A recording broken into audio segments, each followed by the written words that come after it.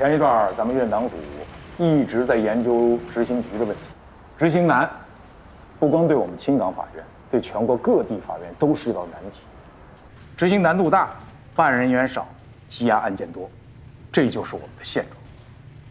当初我们把执行二庭作为试点，组成了以青年法官为主的青年团队，希望用这种青年法官的热情和闯劲儿，尝试着探索一条新路。这玩意儿已经去了吗？不用了。副厅长，我有个情况想跟您汇报一下。说，咱们今天执行的这个玉成督导案的业主齐润玉，是咱们刑庭法官麒麟的姑姑。你想说什么呀？咱都是一个法院的，低头不见抬头见，需不需要事先跟领导打个招呼，或者跟齐法官那边来事先知会一下？反正你直接去，不会有什么问题。有什么问题啊？你们都是这么认为的吗？这个案子谁判的？民营庭的张丽法官于4月公告送达，被告一直没有出庭。张法官判案的时候，是不是也得事先跟领导打声招呼？是不是也得事先跟这个齐法官知会一声？如果齐法官不同意，这个案子就不判了吗？案子已经判了，手续齐全，我们干的就是执行的工作。还有问题吗？没有。为了解决执行难的问题，咱们准备实行轮岗制，集中咱们全院各个部门抽调优秀的员和法官，以半年为单位，用轮岗的方式去执行二庭工作。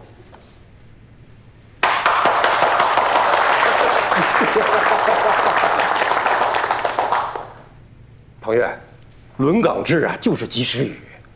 我们大家伙是盼星星盼月亮的，终于盼到了。您就说，第一个把谁派到我们执行二庭？麒麟，麒麟，师哥早。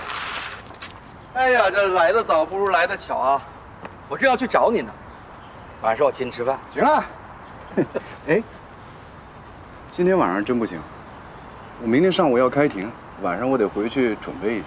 你得了吧，明天开庭，今天晚上吃饭耽误吗？说定了啊，下了班我找你，一起走。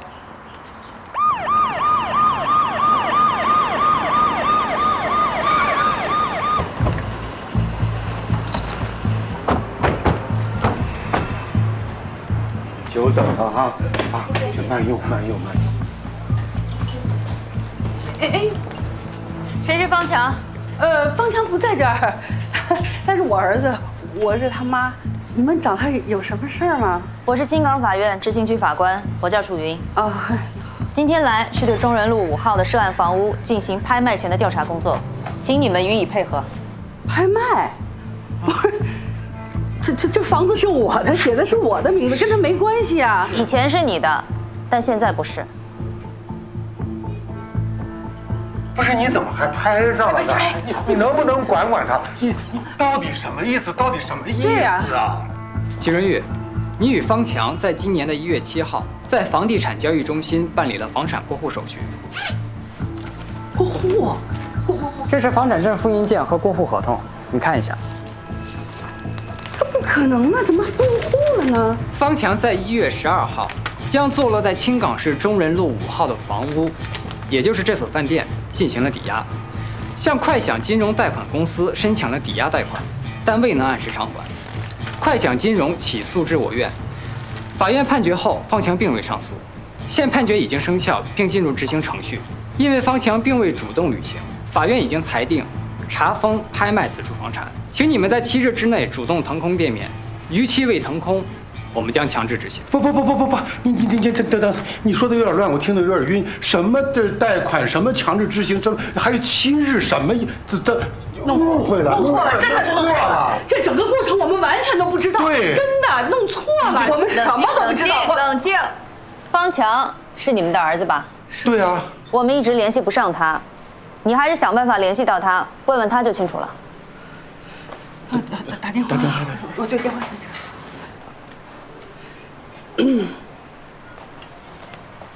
哎，那个外卖好了没有啊？麻烦快点。我去拿。哎呀，不卖了，不卖了。又跑了一单呀！那你们自己取消啊，免得客人投诉我。哎，知道了，你走吧。打通了没有啊？这不一直打着呢吗？他也不接电话呀，这个小兔崽子！咱们这第一炮啊，是一定要打响的。经院党组商议，人选的条件是有2个，第一就是业务要过硬，不但结案率要高，同时呢，被投诉率还得要低。这2一个呢是年龄，考虑到执行2厅是一个年轻的法官团队，那么我们轮岗的员额法官的年龄不宜过大，这样一是没有代沟，2呢又可以保证有丰富的工作经验。上限呢定为36岁。法院，您就赶紧说姓甚名谁吧，我急死了，这要给你急的。经过研究，尽管马副院长和赵婷非常不舍，但是为了顾全大局，咱们轮岗推荐的第一人选就是咱们刑庭的麒麟同志。现在开庭，传被告人周有民到庭。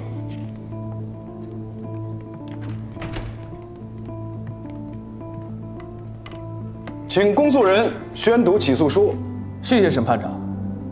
本案由青冈市公安局侦查终结，以被告人周有民涉嫌故意伤害罪，于2023年3月1日移送本院审查起诉。经依法审查查明，2023年1月20日下午18时许，被告人周有民上门催收欠款，与被害人郑小聂因还款事宜商讨未果，发生口角。周有民使用匕首向郑小聂腰部连刺7刀，致使郑小聂肾脏破裂，情节十分恶劣。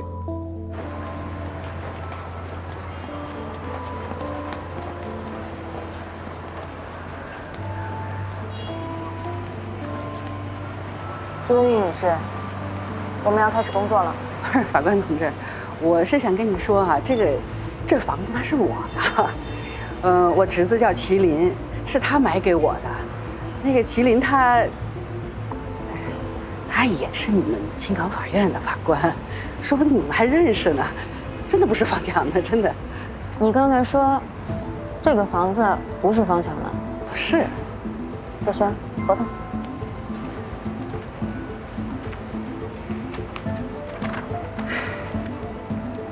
你看一下，这个合同上的签名。是不是你签的？我刚才看了，这个合同真的不是我签的，而且我也没转让这房子啊。你可看清楚了，啊！如果这个签名是方强伪造的，那他可能要负刑事责任的。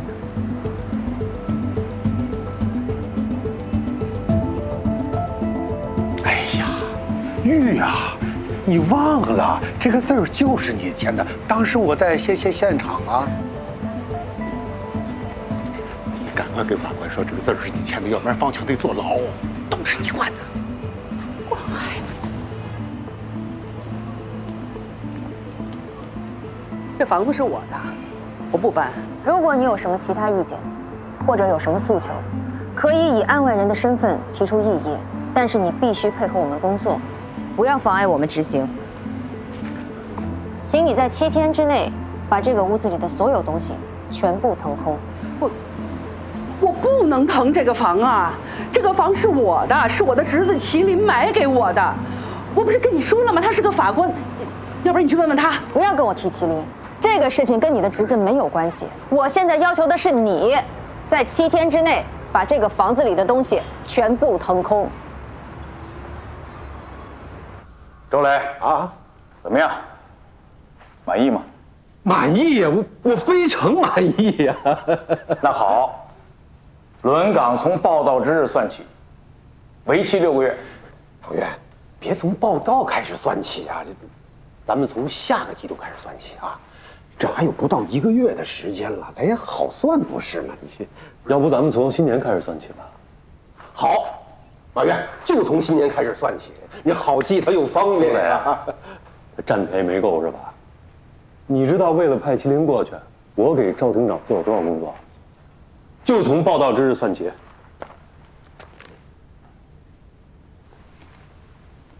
你喝口水。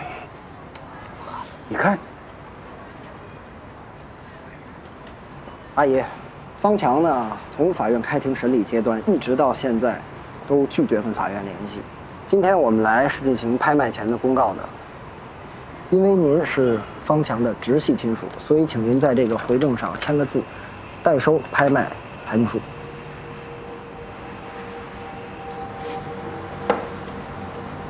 干什么？这字是随便能乱签的吗？啊，他说让你签你就签啊？不签。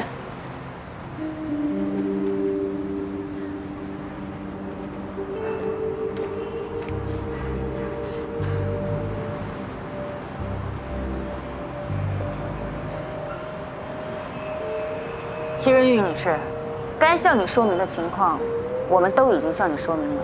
我再强调一次，请你在7天之内把这个屋子里的东西都腾空，否则我们将强制执行。你听清楚了吗？叶轩，把裁定书和公告签上去。好。什么玩意儿？哎，怎么？松手！别动手！我这房子就没了，我怎么跟麒麟抢的？哎，您听我的，这事儿您听我的。哎，这真不能抢，您抢了就违法了。我违什么法？你让开！是警察是吧？你说我违法，你要抓我是吧？来呀，抓我呀！这朗朗乾坤法治社会怎么了？我就不信我没有讲理的地方了，我。咱不能这个样，你干！你怎么那么碍事啊？你不明白吗？这个东西往上一贴，就既成事实了，咱家房子都没了。是，问你们谁敢贴？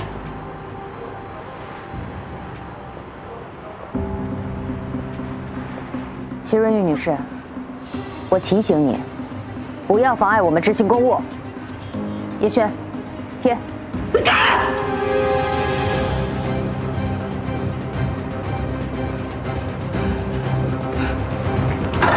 不能拿东西，不能拿东西！不要动我的房子，我想吃给你们看！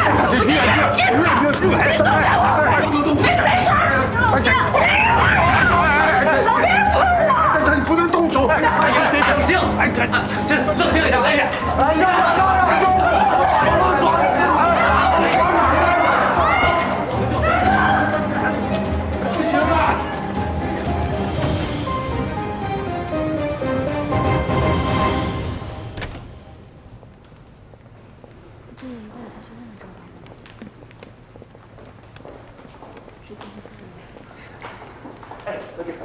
一会儿找你，快！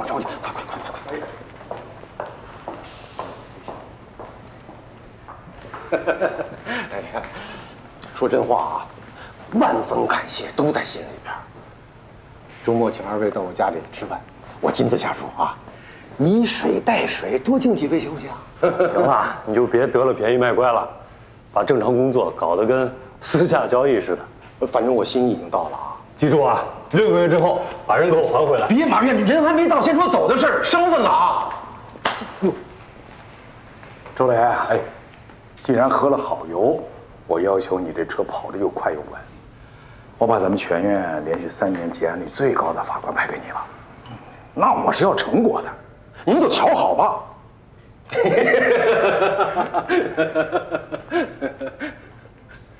刘劲松那个案子要进行复核，程序不要出错。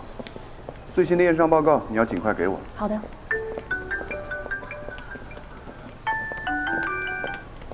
喂，麒麟，哎，马院，有什么事儿吗？马上到我办公室来一趟。啊，行，我这就过去。哎，你先忙。好。齐法官，等一下。怎么了，小李？你赶紧到大门口看一下去，你姑父来了，联系不上你。你家里好像出什么事儿了啊？行，谢谢。秦毅，怎么了，姑父？你忙什么呢？我在这儿等你这么半天。什么事儿啊？什么事儿？你姑妈被你执行局的给抓这儿来了，还说把咱那个店给封了，还要拍卖。把店给封了？为什么？我听的意思是方强他把咱房子抵押了，人家限咱们7天把这个房子腾空。你姑妈一听这就跟人打起来了。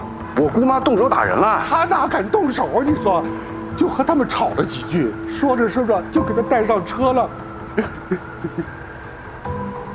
麒麟啊，别的我不担心，你姑妈咱心脏不好，腰也不好，走的时候连件厚衣服都没穿。你说住在那儿能和住家里一样吗？你赶快想想办法找找人，咱咋地都行，咱得把人弄出来呀。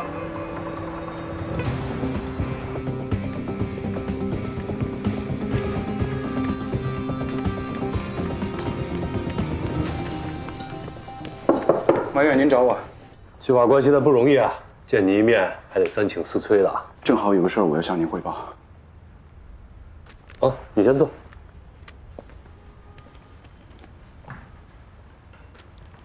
那你看，是我先向你汇报呢，还是你先跟我汇报？请您指示。咱们院执行轮岗制，听说了吗？我知道。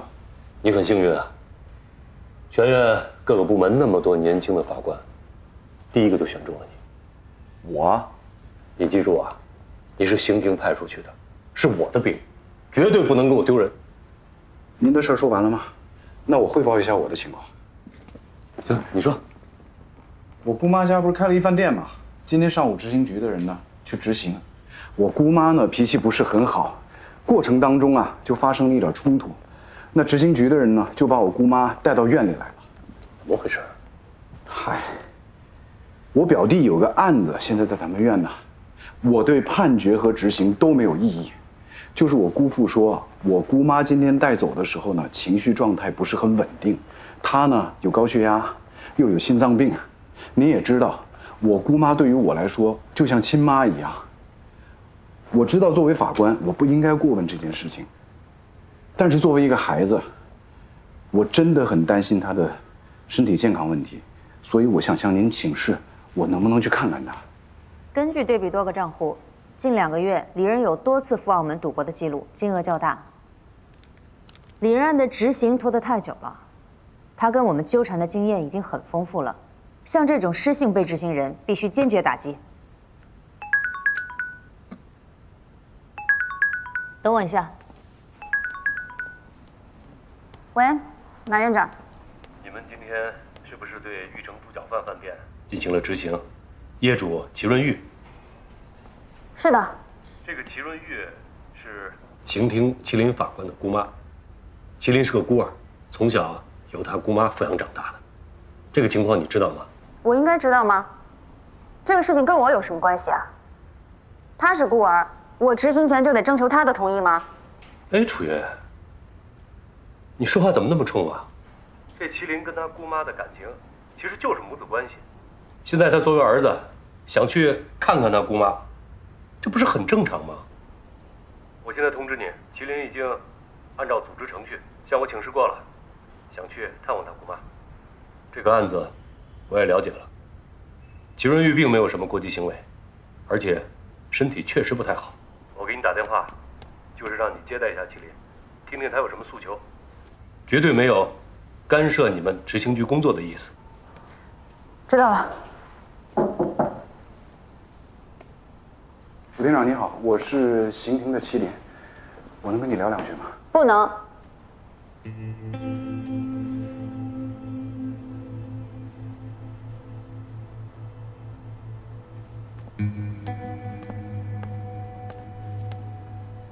我知道你是来干嘛的。首先，如果你要过问这个案子，请先去填一份插手过问他人案件登记表，交到督察部门。其次，如果你对房屋的权属登记有异议，可以去向房产登记部门了解情况。最后，如果你对我们的执行有异议，可以去执行异议部门提出异议。齐法官，你的行为已经影响到我们的工作了，你知道吗？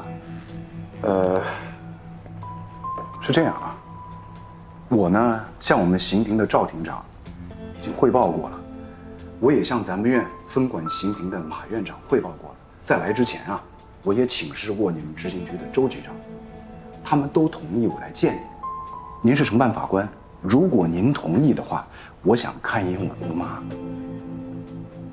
还有一个情况我要跟您说明一下啊，我父母走得早，从小呢是我姑妈把我抚养长大的。你们执行的这个店铺呢，是我卖了我父母留给我的房子给我姑妈买的，这钱是我出的，但是房屋的所有权呢是我姑妈。那我齐法官，打住打住！你的家庭情况跟本案的执行有任何的关系吗？你的这些事情，为什么之前不向审案的张丽法官说明呢？我尊重张丽法官的判决，所以整个案件之前，我是什么情况都不了解，直到你们执行，我才知道是这个结果。我今天来啊，主要是我想看一眼我姑妈，安抚安抚她。我呢，不是以一个法官的身份来找您的，我是以一个侄子的身份来找您的。齐法官，你我都穿着法官的制服，你说你不是以一个法官的身份来找我的，你可真逗啊！为了这件事情，你找了赵厅长，找了周局长，刚才马院长还专门给我打了个电话，干什么呀？你不就是想疏通关系，用领导来压我吗？你在做这些事情的时候，你是什么身份呀？你告诉我，你是侄子的身份还是法官的身份呀？我这不是在跟你商量吗？如果你不同意的话，我不会强求。咱俩都是法官，您没必要跟我说话阴阳怪气的。再说了，我没有要插手你们执行局案件的意思。你倒是想。我告诉你啊，我今天不是来走后门的，我也不是来走人际关系的，我就是单纯的想要见一下我姑妈。她身体不好，她有高血压，有心脏病。我作为侄子，我很担心她，这都不行吗？如果连这点常识你都不能理解，你也太不近人情了吧？齐法官，这里是讲法的地方，你跟我谈什么人情啊？对不起，我还有工作。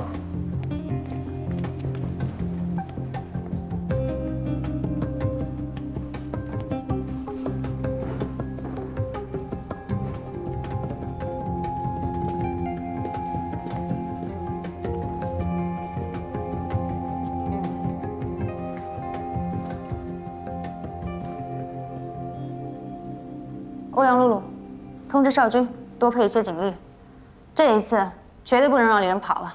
是。散会。杨洋，今天我们刚带回来那个阿姨瞿润玉，可能心脏不太好，你去社区医院联系一个医生过来帮她看看。如果真是不舒服，该送医院送医院，通知留置室法警。告诉他们，瞿润玉的家属可以探视了。知道了。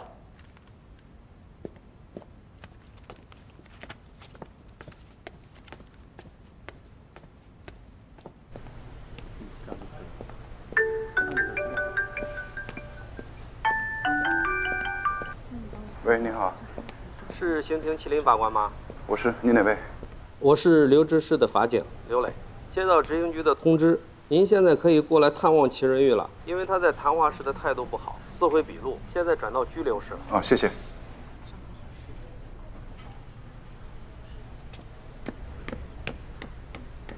哎呦喂！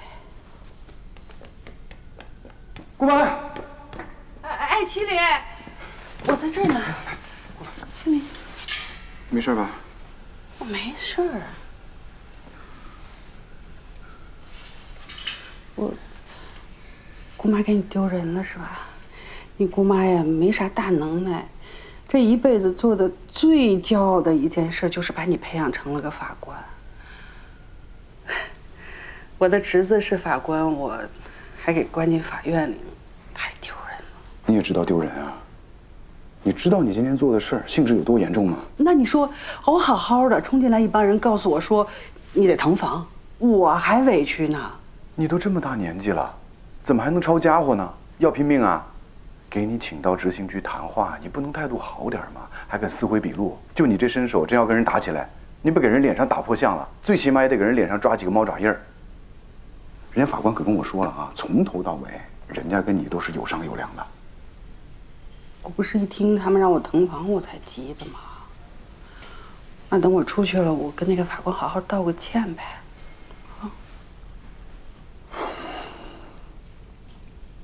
你跟我说，这饭店，你真的没有过户给房强吗？我没有，我真的没有。麒麟啊，这房子是你买给我的，我怎么可能过户给他？我这房子从来没做过抵押。妈呀，法律是不会冤枉好人的。你是没抵押，那方强有没有抵押呢？我了解过了，人家法官说了，联系不上方强，告知又没信儿，法院有证据证明这个房子已经过户到方强的名下。来了，方向上啊，有后续。别补兵了，别补兵了，来。哎呦，来，别扛了，我不打了。一个队友没有呢。来，给我治疗。我让你给我治疗，你干嘛呢？快点！补那几个兵有什么用啊？你过来，中路帮忙！快！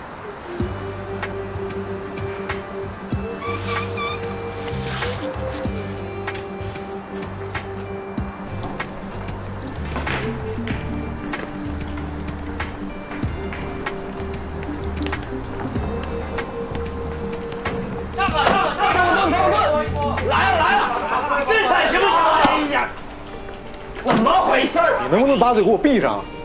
你有病啊！你再说一句，信不信我抽你？来，有种你试试！来，我告诉你啊，今儿你不抽我，我就抽你！来呀，来，快试试！来，说，你还敢动手啊？动手！别打了！再打我报警了！别打了！再打我报警了！别打了！别打了！你谁啊？赶紧走开，要不然连你一块打。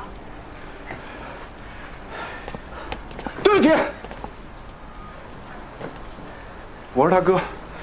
今天我们家出了点事儿，他心情不好，我替他向你们道个歉啊！对不起。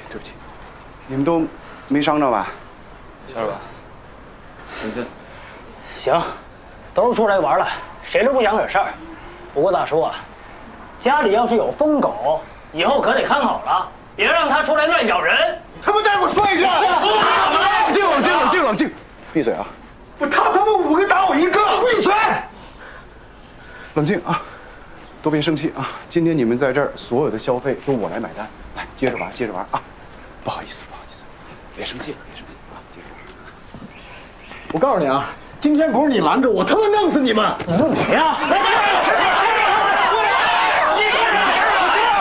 过来！别激动啊！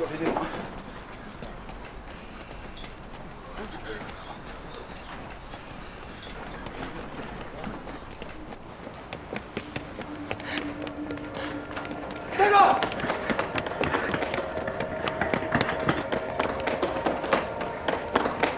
李仁，你能往哪儿跑？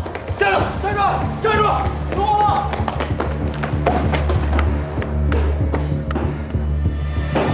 李仁。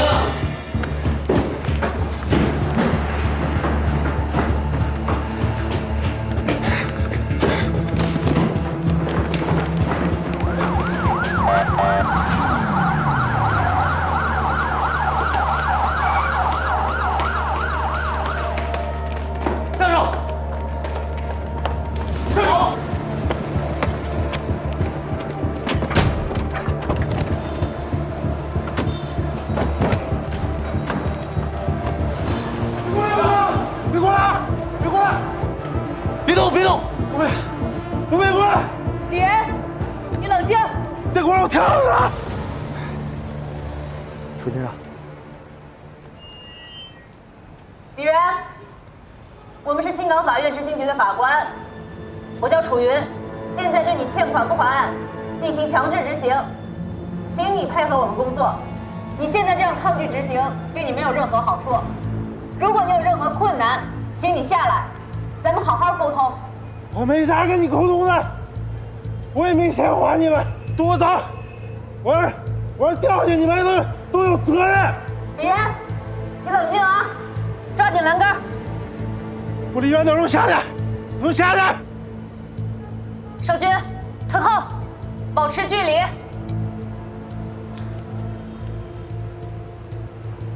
他不会真跳吧？近期资料没看，虚张声势，1年体检2次3份医保，这么珍惜生命哪敢跳？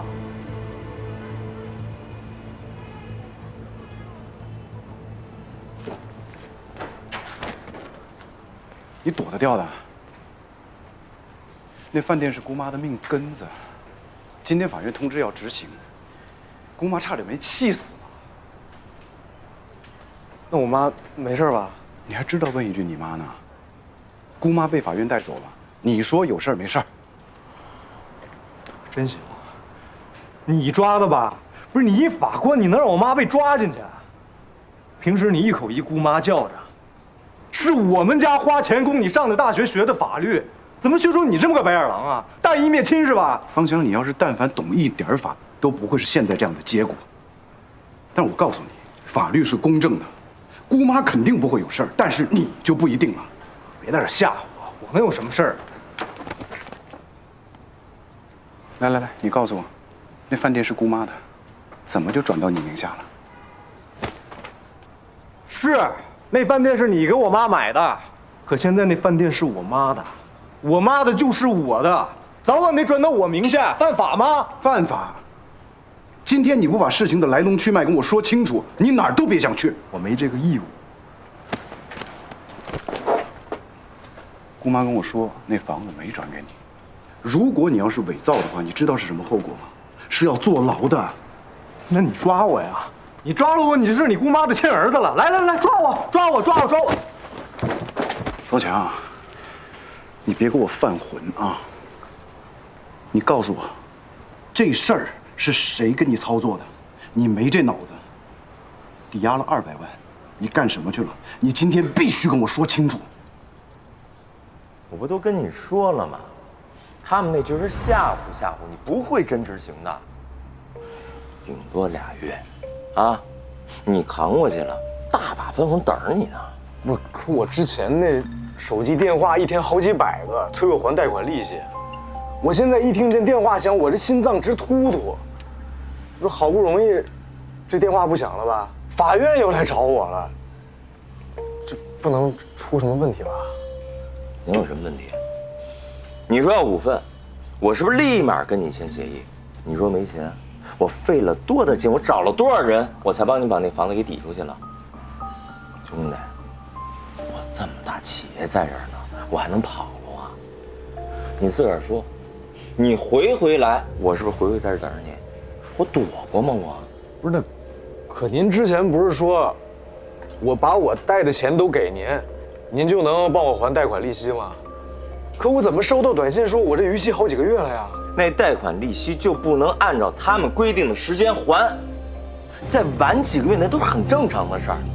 你自个儿出去问问去，哪个玩贷款的没接到过这些电话信息啊？放心，什么事儿都没有，顶多再扛2月。只要青港公益这块一上马，哥哥那融资马上就到位了。你占那股份，那可是1000万分红啊，兄弟！你说你都马上要起飞的人了，一点城府都没有。明总，我不是不信任你，就主要我是没经历过嘛，我这心里没底。咱们现在不就是在经历吗？经历完了，是不是自然就有底了？来，一起经历经历。董明，我说你认识啊？我伪造，人家是永康健身器材厂的大老板，人就能有这个能力给我办过户，而且文件手续也都是齐全的。我在他那儿买了10%的股份，再过几个月，整个咱青港市的健身器材都要用人家永康的。有朝一日，只要永康上市，我就是原始股东。股票值多少钱，你懂吗？你个傻！你凭什么相信他呀？我凭什么不相信他呀？那厂房地皮能跑了吧？多好的买卖啊！姑妈现在被带到法院去了，你说这是好买卖吗？这么好的事情，人家凭什么要拱手让给你啊？你有脑子吗？你能不能想想啊？你被骗了！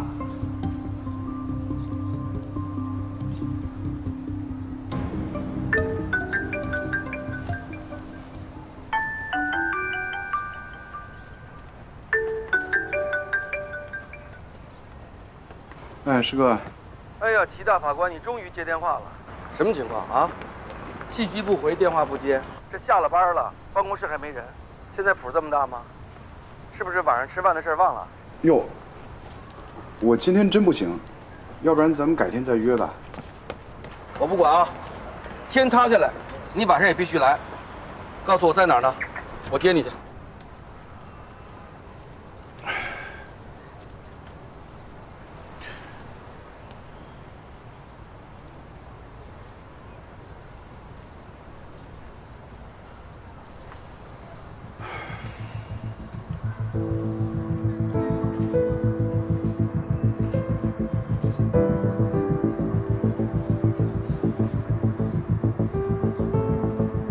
姑妈现在被带到法院去了，你说这是好买卖吗？我之前是不是跟你说过，他们那就是吓唬吓唬你，还能真执行啊？只要青港公寓这块一上马，你占那股份，那可是千万分红啊，兄弟！这么好的事情，人家凭什么要拱手让给你啊？你有脑子吗？你能不能想想啊？你被骗了！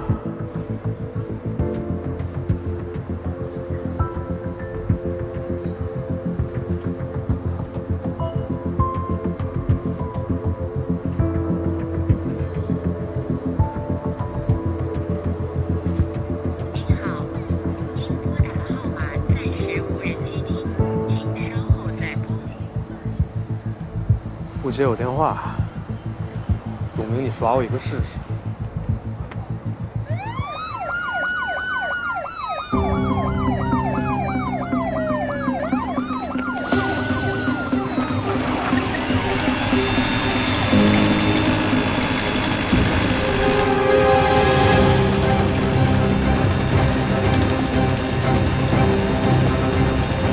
李仁，你这样跟我们耗下去一点意义都没有。你现在该做的是下来，跟我们回执行局，把你的情况说清楚，把钱还上，把问题解决掉。听清楚了吗？我啥情况啊？啊，我没钱，我干啥还呢？我啥情况？你没钱？这个月的4号，你去澳门赌博，你输了38.3800块。帮你前往澳门的人叫李超凡，你住的是银河酒店。还要我继续说下去吗？那你们也知道我输了呀？对呀，我输了呀，输了就没钱了呀，我咋还啊？李仁，法院已经限制你出境，你私自前往澳门已经属于违法行为。你是想去公安局跟公安谈，还是跟我们回法院跟我们谈？以前你们也不这样啊，咱们这涨工资了还咋的？你把我往死里逼啊！你们看看法院逼人跳楼了，我掉下去，我跟你说，你们都有责任。董明，忙着呢。你忙什么忙啊你？你干嘛呀？不是你疯了吧？这账本啊，这个账本，1分钱进账都没有，这叫账本？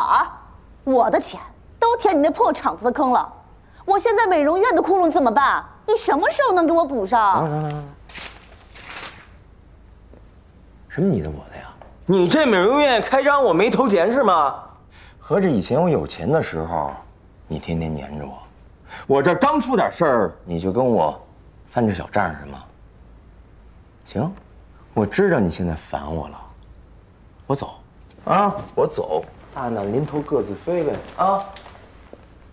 好啊，你走，走了你永远别回来。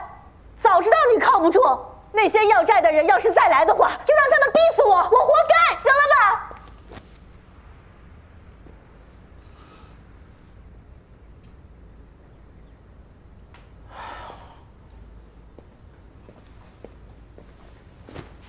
非闹成这样，干嘛？啊？你着急，我比你更着急。之前都是你逼我，什么时候逼过你啊？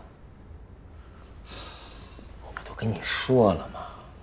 那些要账的人再来，你就先躲躲。只要扛过了这段时间，我那账面上马上就有钱了。回头把厂里那欠工人的工资这么一付，剩下的钱我不都给你啊？谁知道你这回说的是真假呀？我不是告诉过你吗？周永民那案子马上就要判了，我现在已经联系到了他那个主审的法官，只要法官抬抬手，这案子就得轻判。回头这案子轻判了，你说他那有钱的爸爸得给我多少钱？靠谱吗？李仁，咱们这么耗有意思吗？给我整点水喝，给我整点水。郑天一，给他水。好，快点，我一会儿掉下去了。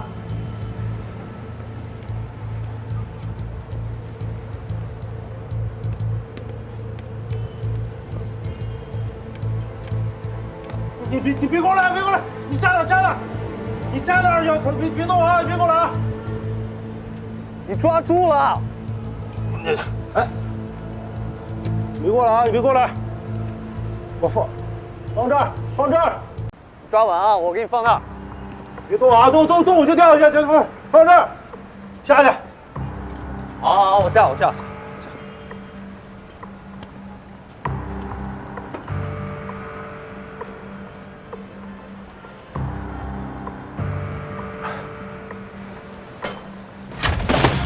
啊！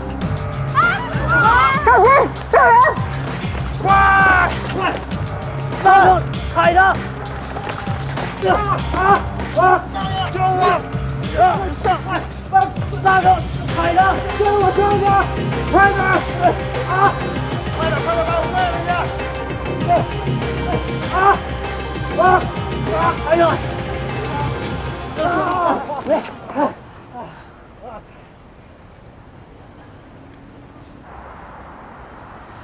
啊，对了，师哥，你先跟我去一趟房屋交易中心吧，我还有点事儿。没带表啊你？几点了？人家不下班。哦，那算了吧。怎么了？房强把我姑妈家的房子给抵押了，到期还不上款，我们家要被强殖了。哎呀，你那个表弟呀，欠多少？200万。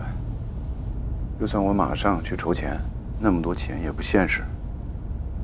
欠那么多，我这有40万，先拿去应个急。你先还一部分，还再说。还是别了吧。你也是拖家带口的，我要借了你的钱，猴年马月才能还得清啊！到那个时候，嫂子肯定会骂死你。你这废话真多，卡号赶紧给我。哎，事儿很复杂，不光是钱的事儿。算了。哎，对了，你干嘛呢？今天非得请我吃饭，是有什么事儿吗？我呢，带你去见个人。什么人？赵令南，你多久没见了？那小子来青港了。他为什么不跟我联系，先跟你联系呢？所以呢，我也觉得奇怪。我感觉吧，你俩关系应该也没有那么好。算了，咱别去了。去，必须去！今天我喝水，他喝酒，我喝死他！我。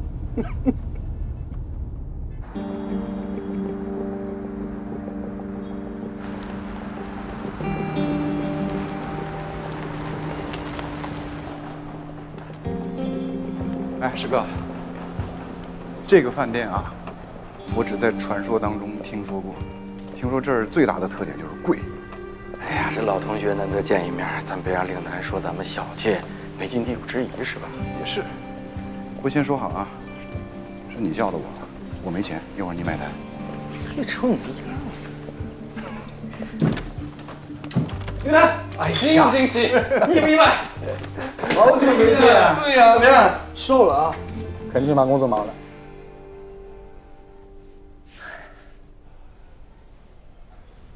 传被告人周有民到庭。以被告人周有民涉嫌故意伤害罪，于2023年3月1日移送本院审查起诉。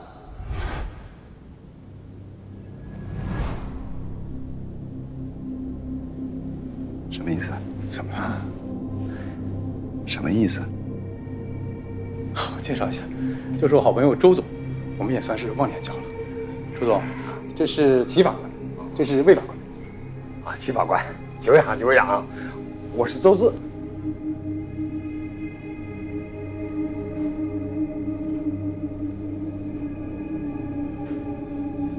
林南，我先走了啊，还有事儿。哎，麒麟，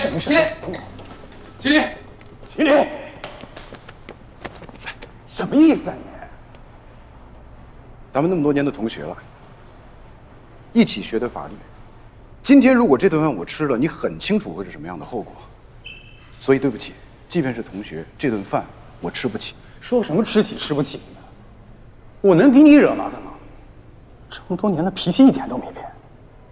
我先让张总走，就咱们自己吃行吗？如果是我们这帮同学一起吃饭，我会很开心。但是现在情况不一样，除非你告诉我，今天你约这个饭局不是为了里面那个人。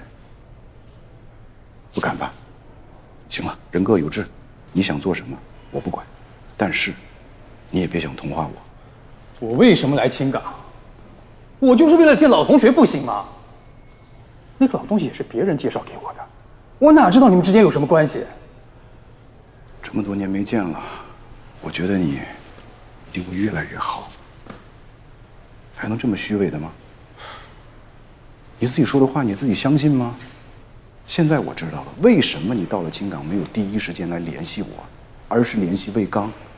你就是怕我问你为什么来，还有哪些人，对不对？行，我知道了。我是为了帮你。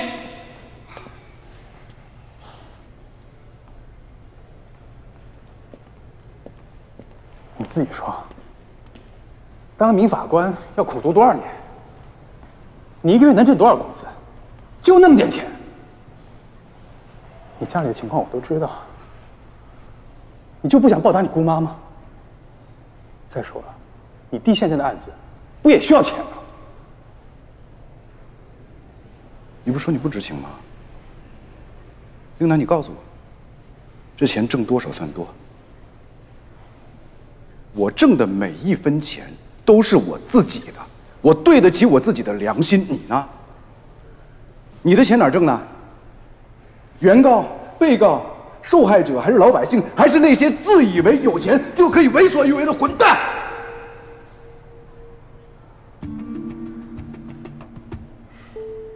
令楠，虽然咱们兄弟上下铺那么多年，但从现在开始，道不同，不相为谋。以后咱们别再联系了。至于今天这顿饭，你是在帮我，还是在害我？你自己心里清楚啊。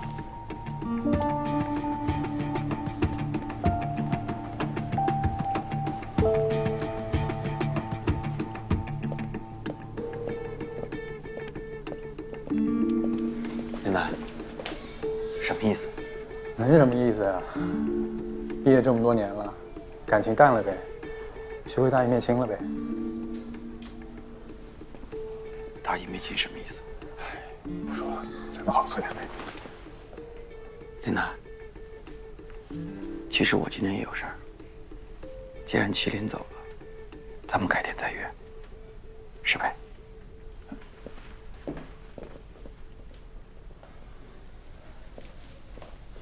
没错。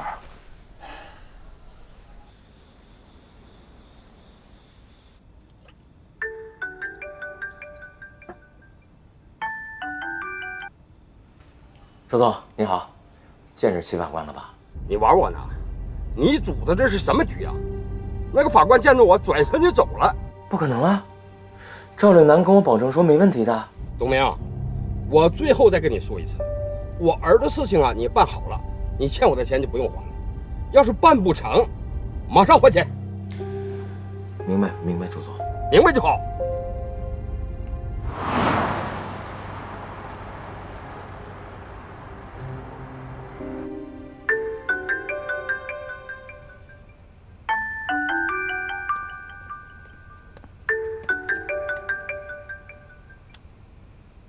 喂，嘿，你好，是齐法官吗？哦，对，你好，哪位？啊，我是董明。我知道您这人啊，一向是恪守原则，但我这有件事情，估计您应该挺感兴趣的。您是不是有个表弟叫方强啊？对，他是我表弟，怎么了？哎呦，我听说他可欠人点钱。你有话直说。这电话里头咱一句两句可聊不清楚。您看这样好不好？咱明天早上见面聊聊。我跟你没什么可谈的。那可不一定吧。我呢把地址发给您，去不去在您，我候着。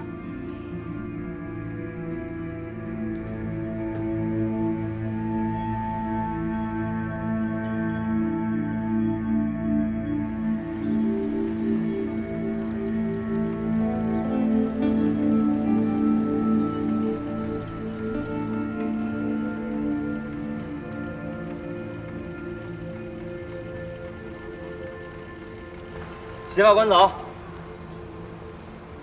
看来我没看错人，我知道你会来。说事儿。那行，我就开门见山了。现在有2件事情找您商量一下。第一，就是周有民的案子，希望您能高抬贵手，不是什么过分的事儿，就是在您掌控的范围之内，轻点判。第二呢？如果您能帮我这忙，方强欠的200万，小额贷款公司可以撤回执行。你跟周有民什么关系啊？周有民的父亲周志是我重要的生意伙伴，所以这忙我不能不帮。方强的贷款就是在周志的公司办的，对吧？这个怎么说呢？是一个系统，但不是一家公司。实话告诉你，周总掌握着好多家小额贷款公司。方强的事儿，他说句话管用。跟我做交易？话别说那么难听啊。周总让我转告你，他是懂法的，他儿子犯了法，就应该承担责任，但是责任有大有小，不是吗？而且周总愿意追加几十万的赔偿。他问过律师了，律师跟他说，他儿子会判3到10年有期徒刑，他希望是3年。如果您能答应我，方强的事儿今天就能解决。不是交易，是威胁。不敢不敢，是恳求。周总还强调，事成之后必有一份厚利。你现在这种行为叫贿赂。你跟那个周志最好都小心一点。我要是找到证据，我会把你们都送进去。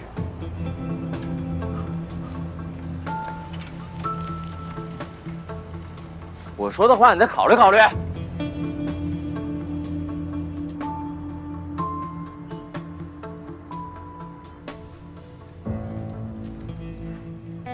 魏刚把昨天晚上的事情跟我说了，虽然事先他并不知情，但他依然觉得这事伤害了你。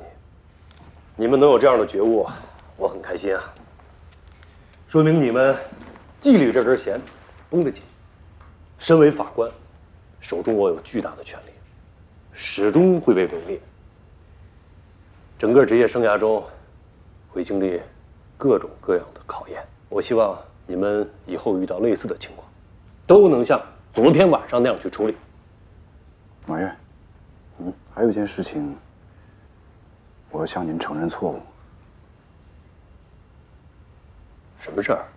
昨天晚上，有一个叫董明的人说是为了我表弟的事情，要约我见面。我表弟呢，现在涉及到了一桩财产执行案，是民一庭张丽法官判的。之前我跟您说过这个事儿。依照回避原则，我是不该去的，但是我怕失去机会，我最终还是去了。说结果。董明和起诉我表弟的小额贷款公司有关系，同时他和周有民案也有关系。他找你是什么目的啊？他要跟我做交易。他说他可以撤回对我表弟的执行，但条件是我要尽最大的可能减轻周有民的刑期。祁连，你确实越界了。我是真的怕失去了解真相的机会，但是我确实也没有想到，这个董明会跟2个案子都有牵连。经过了解，事实基本清晰。董明呢，用利益来诱惑我表弟，购买了永康健身器材厂10%的股份。由于我表弟法治观念十分的淡薄，他先是以为他妈妈的房子天然就是属于他的，擅自找人冒充我姑妈，把房产过户到了自己的名下。后来法院判决还款，他又轻信了董明的话，始终拒绝跟法院沟通，导致执行局通知要强制执行。马院，这件事情比较复杂，我听得很清楚。所以周有民的案子，我申请回避。你表弟方强的事情，你去执行局通报一下。好的。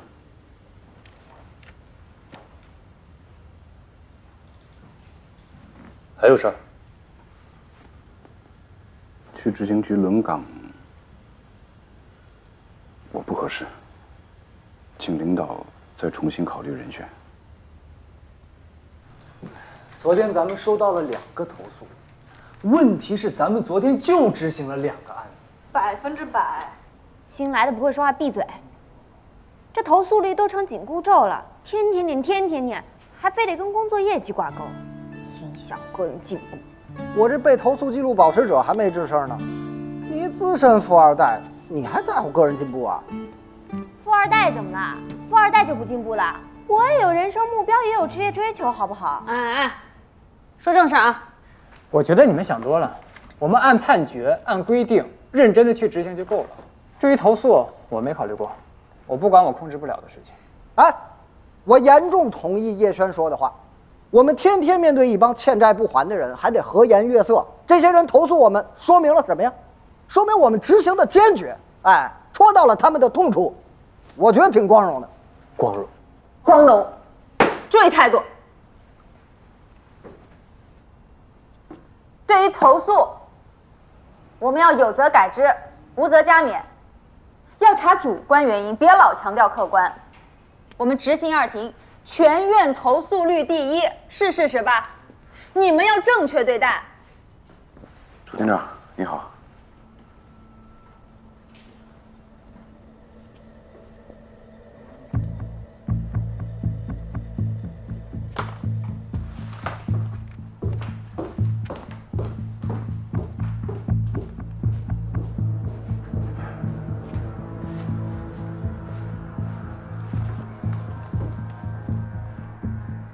今天不会打起来吧？新来的，把嘴闭上。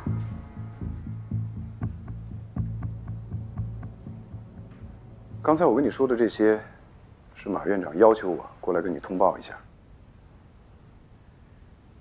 你真是让我开眼呢。什么意思啊？我很好奇啊，你们刑庭法官牵扯到自己私事的时候，都查得这么清楚吗？你们刑庭的工作一点都不忙吗？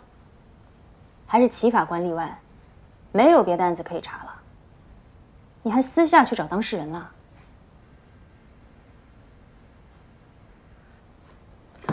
这件事情，我的态度上次跟你已经说得很清楚了，我们之间没什么可谈的。咱们是同院，之前对你楚云庭长呢，我也是久闻大名。咱们非要这么聊天吗？非要这样夹枪带棒吗？法官跟法官之间的沟通就这么难吗？就不能心平气和？还是说你觉得你这么说话，就显得自己特别的正义，特别的铁面无私啊？我判案也这么多年了，我在院里的工作，大家都是有目共睹的。你是不是想说，你的结案率全院最高？纠正一下，是连续3年，全院结案率最高。我不是在标榜我自己，我自认为我自己还是一个尽职尽责的合格法官。一个合格的法官要做到的第一条就是不违规违纪，你做到了吗？我上次跟你说过，这件事情有它的特殊性。我是个孤儿。孤儿？孤儿怎么了？孤儿就是你违规违纪的理由吗？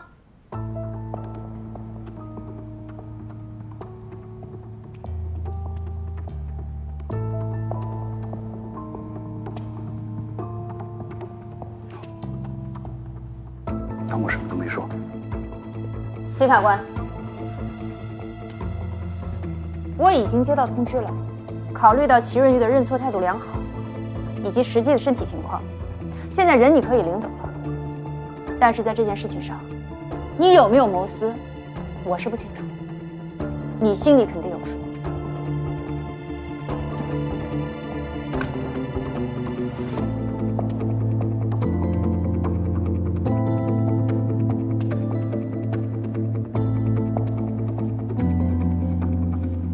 事情紧急啊，唐院长要求我们开个碰头会，一会儿10点麒麟就要对周有明案子进行宣判了。鉴于目前的情况，我的建议是暂缓开庭。大家有什么想法？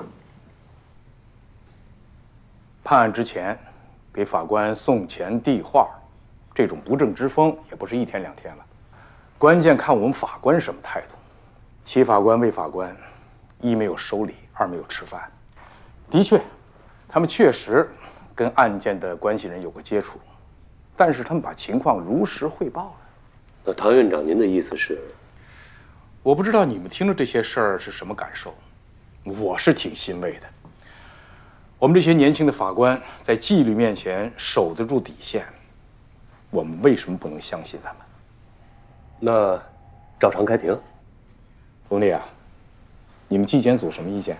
周有明一案虽然与方强一案有了共同的关系人，但是无论原告还是被告，都和麒麟法官没有直接的利害关系，不涉及回避条款规定，也不涉及10个严禁规定。我支持照常开庭，这也可以当作是对麒麟的一次考验。如果有问题，我们可以事后调查，督促改正。那就照常开庭。本院认为，公诉机关指控被告人周有明犯故意伤害罪罪名成立，提出的量刑建议成立，本院依法予以支持。判决如下：全体起立。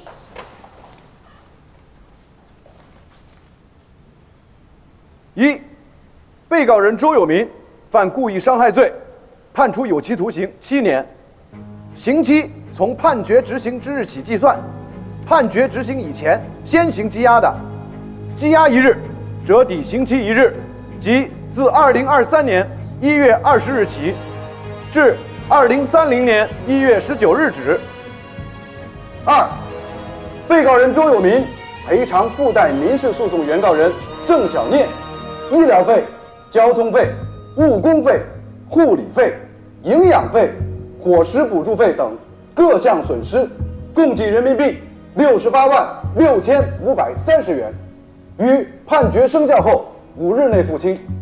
如不服本判决，可在接到判决书的第2日起10日内，通过本院或直接向上级人民法院提出上诉。书面上诉的，应提交上诉状正本1份，副本2份。被告人，你要上诉吗？被告人，你要提出上诉吗？我不上诉。闭庭。爸。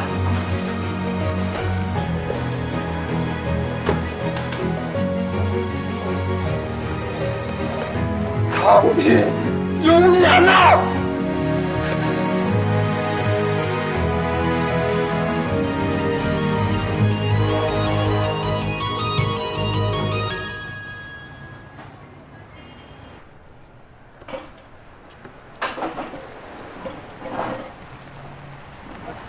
谢谢啊。没事没事。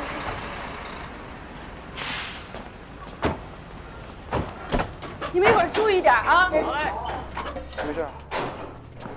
玉啊，你回来了，没事吧？没事，你别干了。怎么了？祁连，让他们搬吧。来，搬吧。等等，回去。大爷，搬什么搬？什么大爷？这啥情况？什么大爷？你大爷！这个家还有我的。冯大成，你干什么呀？麒麟教育我了，这法院让咱腾退，咱就得腾退。麒麟，你怎么这样呢？你也是个法官，你就这么收拾自己家人啊？你可真行！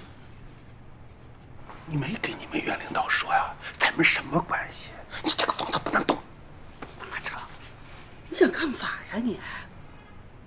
姑父，你别着急啊，咱们自己家的事我肯定得管。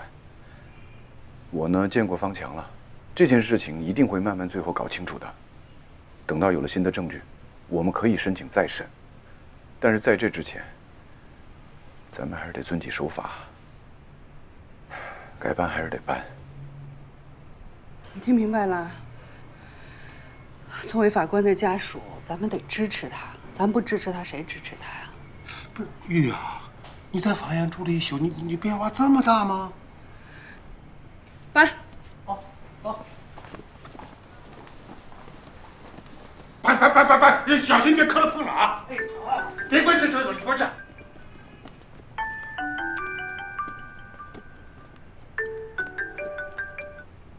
哎，你好。喂，秦法官，我董明，跟您聊聊。聊什么？咱聊聊方强的事儿。没什么可聊的。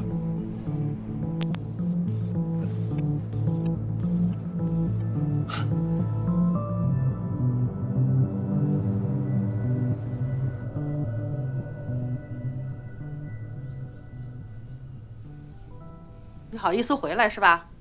你好意思站在这儿？你知不知道你自己犯了多大的错啊？你把天都捅漏了。要不叫你哥，我到现在我还在法院里被关着呢。是，那他多厉害啊！恭喜你啊，齐大法官，又给我们家立一大功。我抽死你！说什么你？你别打他了，解决不了问题，你坐。这事儿不能全怪方强，其实跟我也有关系。这怎么还扯上你了？借钱给方强的贷款公司跟我审理的一个案件的被告人有关系。之前你跟我说那董明，他找过我了，他要求只要我轻判被告人，他就可以对你的案子撤诉。等等，玉啊，我怎么听着这么乱呢？乱什么呀？有人要放过你儿子？那不挺好吗？好什么好啊？前提是让他犯错误，让他放过那个被告人。就这么简单？我跟你说，你法盲，真是。妈，我没说完呢。啊。这一开始呢，他们就是想骗方强的钱。我相信这样的事儿，他们干的肯定不是第一次了。后来他们发现方强是有利用价值的，他们想通过这件事情来要挟我，替他们办事儿，所以真的跟方强没有太大关系，都是我。听明白啦？啊，你听明白啦？我跟你说，麒麟啊，你可千万不能这么干。咱就是房子不要了，你也不能犯错误。你听姑妈啊，你听姑妈的，听见没有？放心啊，这案子已经判了，我依法判的。哎呀，那就好。我要说的是，咱们这房子的事儿啊，王强，不管之前你做了什么，我们都可以既往不咎。但是从现在开始，你要按照我说的做，好吗？啊。起诉董明，找律师，把董明如何诱骗你的过程一五一十的给说清楚。另外，你伪造房屋转让合同的事儿，你也要承担后果。我什么时候伪造了？我之前不是跟你说了吗？我是我妈的儿子，那我妈的就是我的。我再说了，我妈那签名又不是我签的呀，是他们从房产交易中心什么给弄出来的呀。你要搞清楚，只要不是姑妈亲自带着你到房产交易中心去过户，那就是伪造合同。不是，那我妈，我是不是我妈？我打出来什么？你就打我，干嘛呀？姑妈，好了，坐啊！行了，你生气解决不了问题的，来坐。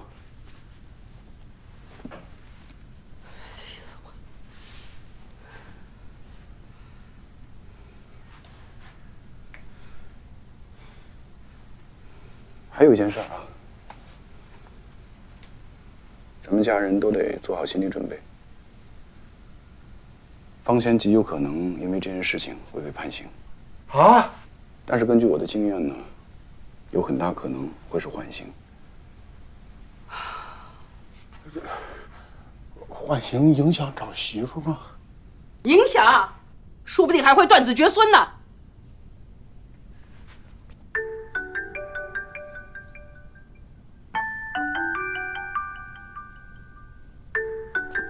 冷静啊！喂，齐法官，周有民的案子已经判了，这回咱们可以见面了吧？我请求您见我一面。把地址发给我。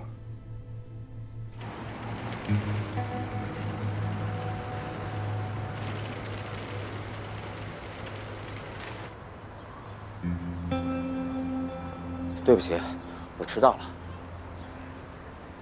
我要跟您道个歉。你们家饭店的事儿，对不住了。根据判决，饭店已经腾空了，很快法院就会拍卖，然后再还清那200万的欠款。你有什么可对不住我的？这事儿可以商量，没必要闹成这样啊。心虚了？我虚什么？欠钱的又不是我。那你干嘛要约我呀？我告诉你，欠钱的有可能是受害者，借钱的没准呢是下套害人的。小额贷款公司是怎么引诱方强签的房屋抵押合同，是怎么造假过的户，又是怎么签的转让协议，你心里应该很清楚吧？你卖给方强股份，同时又给他介绍小额贷款公司，你跟周芷这么熟，在这当中你充当什么样的角色，你心里也很清楚。200万的抵押贷款，左手倒右手，1分钱不出，还白赚一饭店。现在骗子都那么猖狂的吗？您可是法官，你说话得讲证据。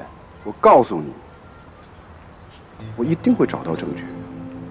到那个时候，方强会起诉你。哎，等等，这件事情我亲自去办，社会对方强的执行可以，但我那10%的股份怎么办？怎么办？依法办啊！你别打官腔行吗？方强跟我说，股份转让协议虽然已经签了，但是现在还在市场监管部门走审批程序，可以申请终止。行，就按你说的办。那你让方强来找我一趟。那是你们俩自己的事儿，你要找他，你给他打电话。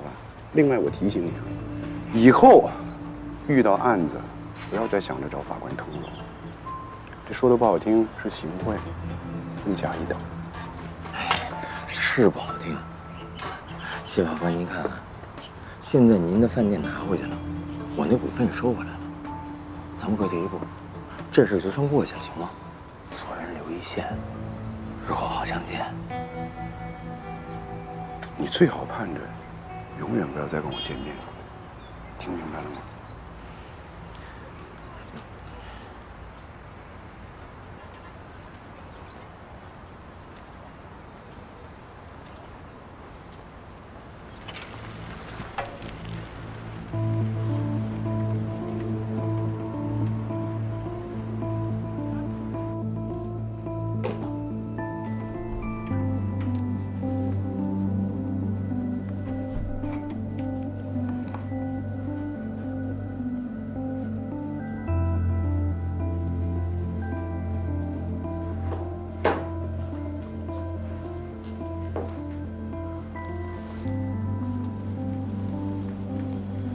谈得怎么样啊？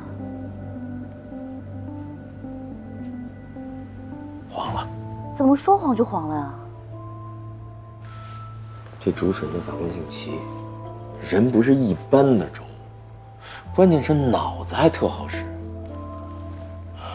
现在不但不能运作了，我还得赶紧找人去撤诉，否则连我自己都可能牵扯进去。哎呦，这事儿不是1句话2句话能说得清楚的。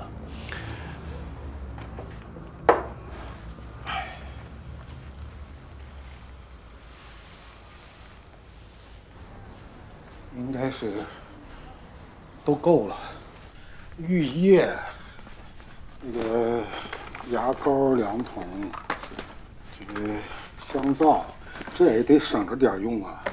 洗头膏、洗面奶，你看看他拉走还能不能拉得上？你再塞点儿。能拉着。羽绒服你还弄个红的，你等他出去旅游啊？你那个到里边好好听管教的话，没亏吃。来，麒麟，哎，你回来正好啊。你看，他这些东西里边都是让带吗？你给他准备的啊？谁说他要进去啊？不你说的吗？我还说你有可能缓刑呢。那谁知道你是不是张口就来啊？行了，把这东西都拿回去吧，该放哪放哪啊！你们呀，把心放进肚子里。我正式的通知一下你们，贷款公司呢，已经答应撤销执行了，就等着走后续的流程了。不是，你别流程马程的，到底什么意思啊？意思就是说，咱们家这饭店可以不用执行了，房子可以拿回来了。不是你真的假的呀？这我能骗人吗？但是呢，方强，你这事儿没完啊！明天呢，你自己去趟法院，找执行局的楚云庭长，问清楚你这件事情后续到底怎么处理。你甭管怎么处理，一他不用进去了，二咱房子回来了。玉啊，我去整2个菜，咱们一家人好好庆贺庆贺啊！我帮你，来，给我来。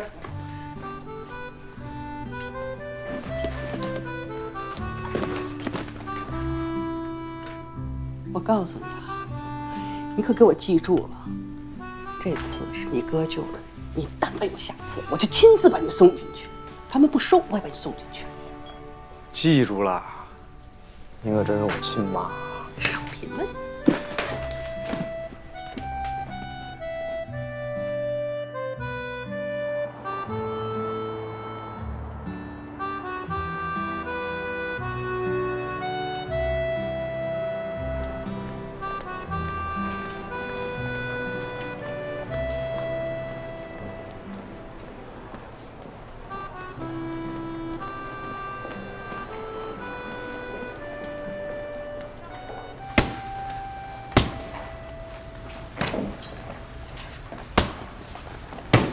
对不起啊，师傅。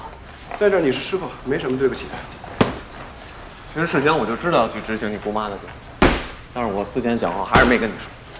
你做的对，如果你提前告诉我了，你就违反纪律了。我觉得你最近状态不对，是不是因为你姑妈的事儿？不是。那你烦什么？轮岗啊，我连续3年全院结案率最高，这一轮岗4连冠就没了，这都没什么。最重要的是，执行局的那个女庭长好像故意在针对我，很难搞。你别这么想，他是个坦诚、表里如一的人，骨子里也挺爷们儿的，你俩肯定能处。无所谓，半年嘛，忍一忍就过去了。我觉得你来执行2厅挺好的，最起码能多帮着我法考。你这人怎么那么自私呢？就光顾你自己啊！我一堂堂刑庭法官，我跑到执行局跟他们做那些婆婆妈妈的事儿，我想着我就来气。你说谁婆婆妈妈？我天天跟着婆婆妈妈的人一块执行，我觉得他们挺棒的。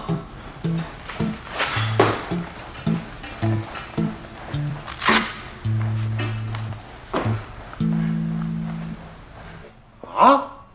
不让麒麟来了？是他自己提出来不去的。我找他去。哎，你坐下。你还让不让人把话说完了？你这。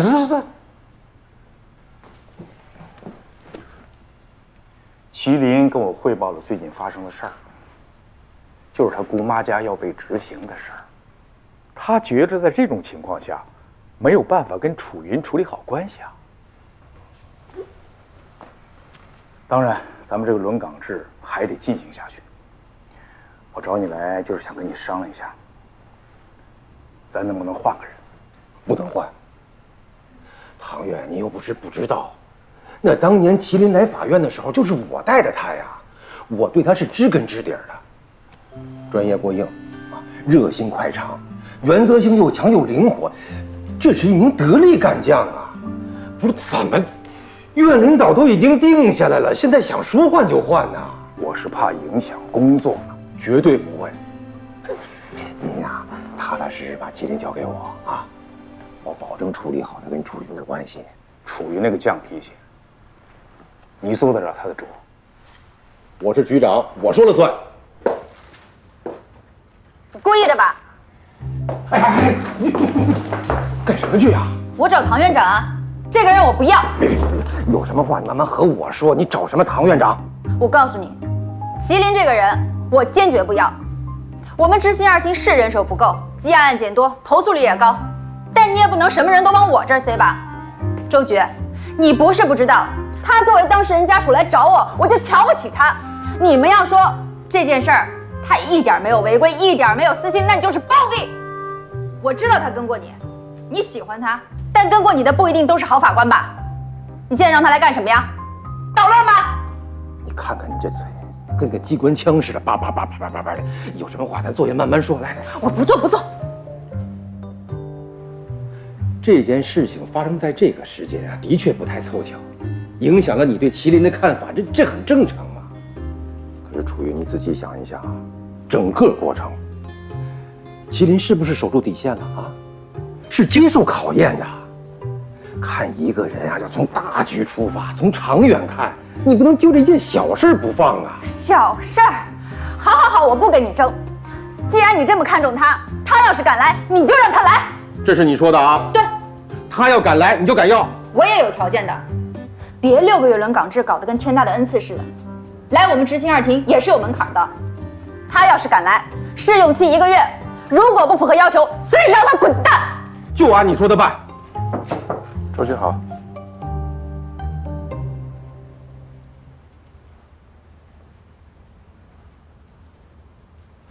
哎，来的正好啊！来，你们2个人啊，一个敢来，一个敢要，都是好样的啊！周局，哎，刚才说的话可不许反悔。周局，我刚才法院都跟我说了，说你态度非常好，坚决服从组织决定啊！不管你们2个人之前有什么矛盾，但是从今天开始，你们要精诚合作，风雨同舟。来，握个手。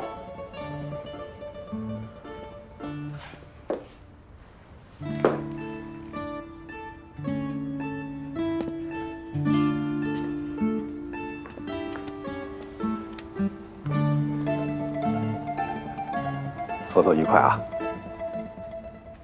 合作愉快。